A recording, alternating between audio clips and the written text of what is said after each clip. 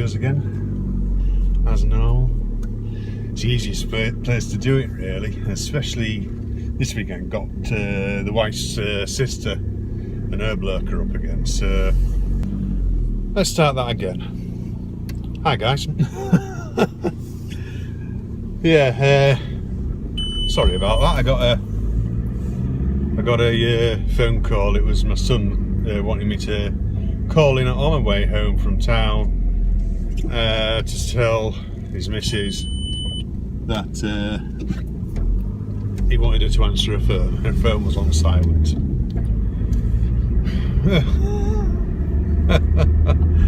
So yeah, I've got the wife's sister and her bloke around, so it's not been a good weekend for recording stuff, really.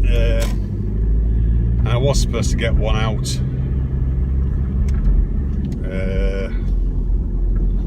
should have been out the other day, really.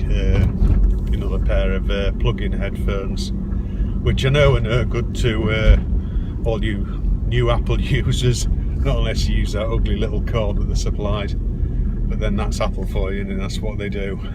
You know, next they'll just remove something else from the phone. I mean, there's rumours now that they're going to remove the home button completely, isn't there? That I think they've just pretty sure they've just logged a new patent for a fingerprint scanner underneath the glass or from behind objects.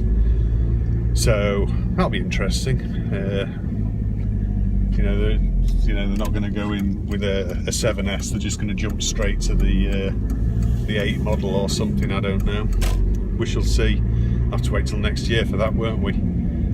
So yeah, I know Mr. Cooper was a little bit concerned about me swapping the battery in my 6 Plus, but it's a pretty easy job, actually.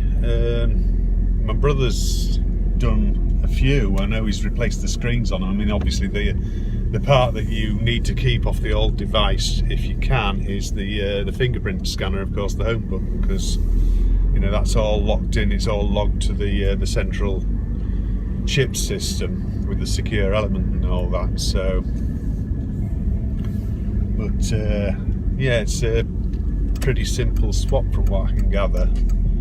I mean, I've sort of, I stopped repairing them a while back. I haven't touched a phone for some time now, but I think the last one I actually stripped. I've had the back off a 4. I can't remember why I was in there now. Can't remember. I was in a 4 for something. And before that I used to change the screens on, was it one of the iPod Touches, the one in the stainless steel case, and I've changed a few iPhone 3 screens, 3G, 3GS, that sort of thing, because they were simple. The 4 was a complete nightmare, because if you wanted to change the screen on that, you had to basically dig everything out from behind it first, because of course you had to take the back off them rather than the front, didn't you? So, but anyway, I know my brother does a few of them, and he doesn't just do iPhones, he's been doing all sorts for other people, LGs, Samsungs, all sorts of phones for people. So he's got a good knowledge of the inside workings of them now. So yeah, I've just picked up a few bits from Tesco's, went in down the bypass, still no signs out for the potatoes, which I would have thought they'd have them in stock by now. So I think even if there's no sign in next time, I'll probably just pop down to the farm, just see if they do actually intend doing them this year. Otherwise I could be waiting till Christmas. Which means that come Christmas I'll end up going into the grocers in town and buy a sack there. You usually pay a couple of quid more, but it's still cheaper than buying them off Tesco's and stuff like that. So, and it's, of course, it makes more sense to have a sack in the shed. As long as you use them up relatively quickly, which potatoes are pretty much a staple, aren't they? Let's face it. But as long as you use them up fairly quickly, they don't start nibbing in the bottom of the bag. You know, and then you end up sort of making your own sets, don't you? But yeah, so what have I done this week? Had a 2-3 days out delivering, I think. I can't remember. I know I had one day out. God, where did I go? Oh, I went down to Eggborough Power Plant. Yeah, I dropped off a full carload for Eggborough Power Plant, and on the way back I had to drop in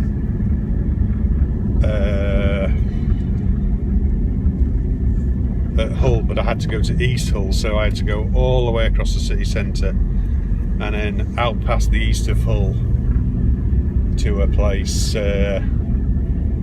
right out near Salt End to get some boxes. Picked up some boxes off a local supplier because we were desperate, and he's got some more coming tomorrow, I think. But if not, it'll be Tuesday. But yeah, we've been very low on boxes, and our usual supplier is like, oh well, it's going to be a 10-day lead time, which was no good to us because we've got quite a lot of stuff still to box. And as soon as they do come in, there'll be a van load to Rotherham to do.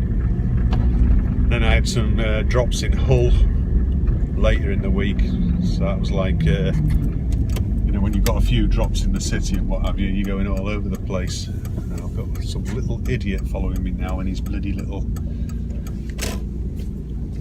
Volkswagen. Come on, go away.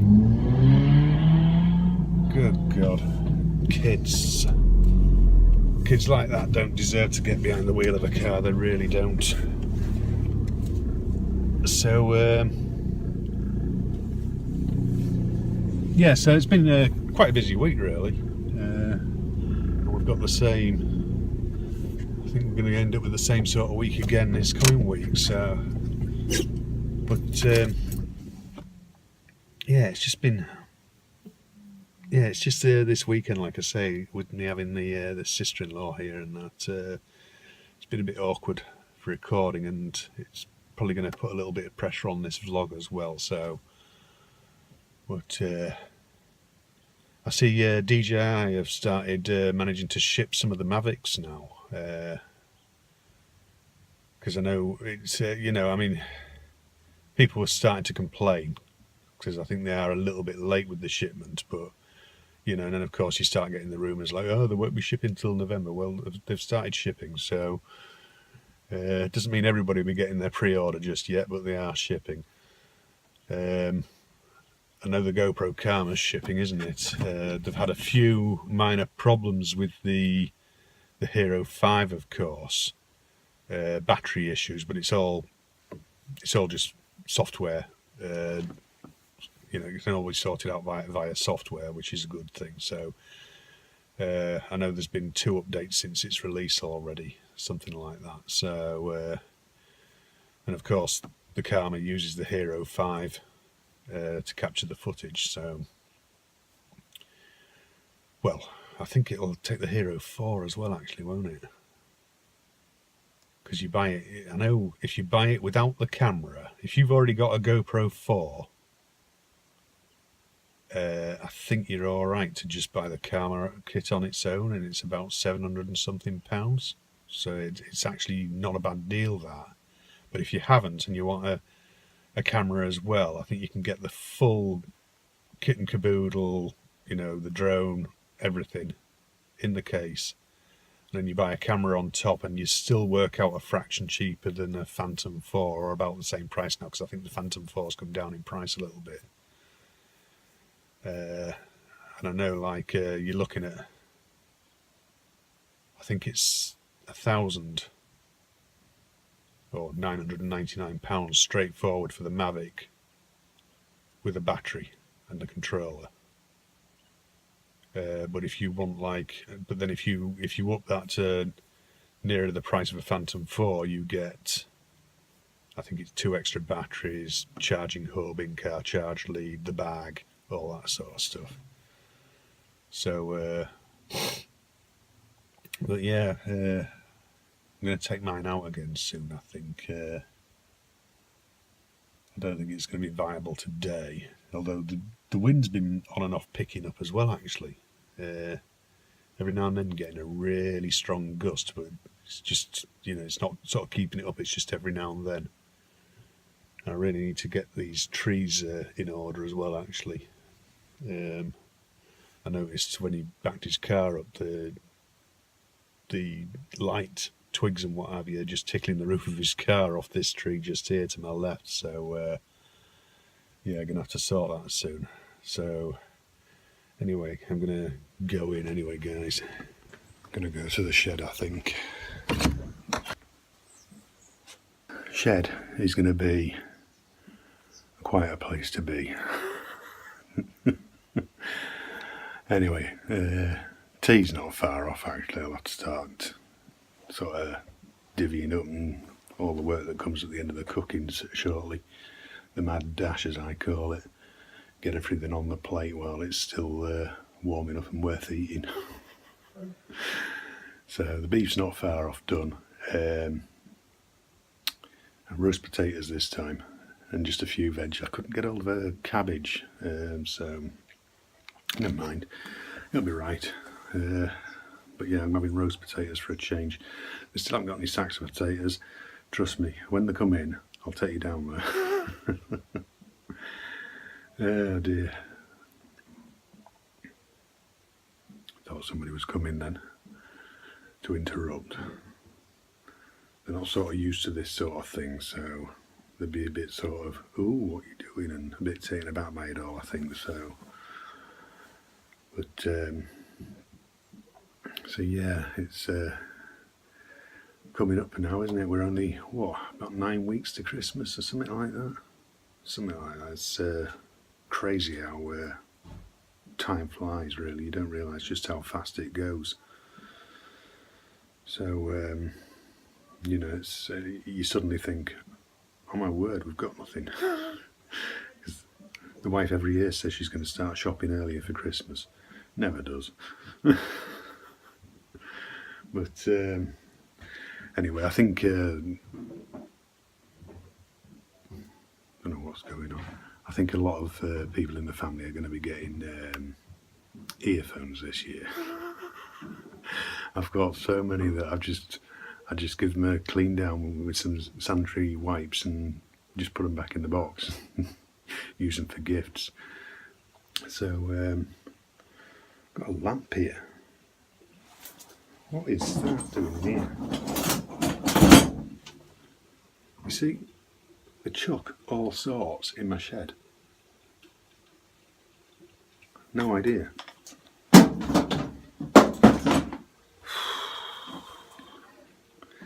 I know when I come to clean it out again, I'm going to have a rework. I'm going to turn this fridge around to that wall, put the tumble dryer there next to it, and I'll put another hole through the wall for the vent on it. And then what it is in the corner, I've got the old copper that they used to wash the clothes in, with the fire underneath. I mean, you can't use it anymore because the chimney stack's filled with concrete, but I thought, well, that could make, it's about the right height for sort of like a bench top, and then I could continue it over where the tumble dryer sits up to the edge of this fridge freezer. I'll just have to turn the door around on it, which I think you can. Yeah, most of them can. It's just a quick screwdriver job into it. You just have to upend it and get your condensation building up on the front of it. That means the weather's getting cold when that happens. Yeah. So, probably going to have to put something up in here anyway. What we tend to do over Christmas is some of the food, as long as I've managed to keep it vermin free, some of the food we bring it out here, because of course this is like, it's cold like a larder at the end of the year, so we can use it for certain foods that they're not quite chilled, you know, the sort of stuff you put in a larder like bread loaves and stuff like that, and we just bring it out here. It's it's cold enough. In fact, it's cold enough. It's pretty much fridge cold. You could actually, I mean, sometimes when it's been really cold, we've actually just put meats out here. In fact, one year a piece of meat actually froze out here, so it was no good really. But anyway, I'm going to go back in and I will try and get some more on the end of this vlog later. We'll have to see about that. That's... Right, I've come back to the shed again. It was just going to be easier because everybody's got colds and they're coughing and all sorts. Which reminds me, I had my flu jab.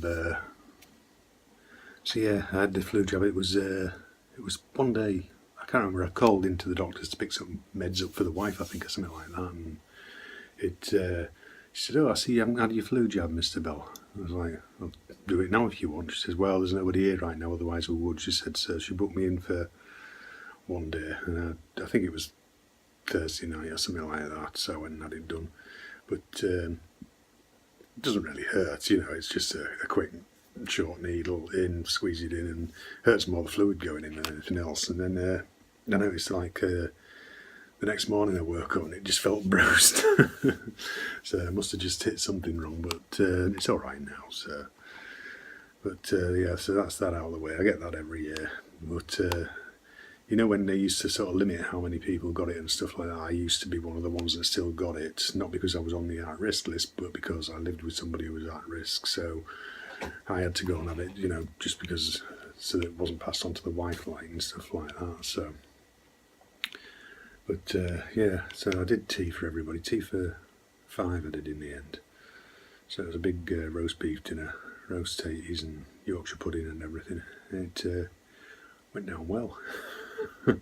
Well, everybody gave me one of them, so must have been alright. But yeah, it's just one of those weekends, you know, they happen every now and then for everybody, I suppose, don't they?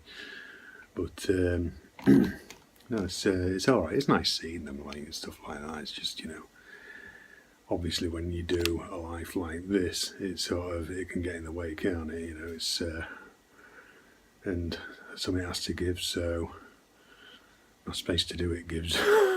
And I end up coming out to the shed or something, or upstairs.